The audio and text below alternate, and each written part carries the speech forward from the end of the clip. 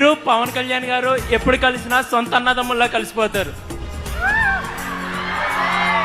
మీరిద్దరూ మొదటిసారి ఎప్పుడు కలుసుకున్నారు?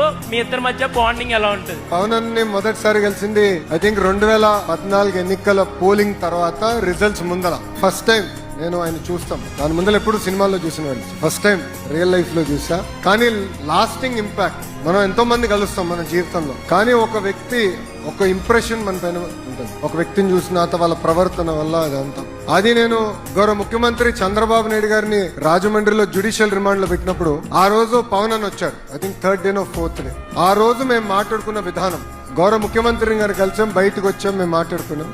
ఆ రోజు ఆయన వచ్చి నన్ను పలకరించిన విధానం, మా కుటుంబానికి అండగా నిలబడిన విధానం నా జీవితాంతం నేను గుర్తు పెట్టుకుంటాను.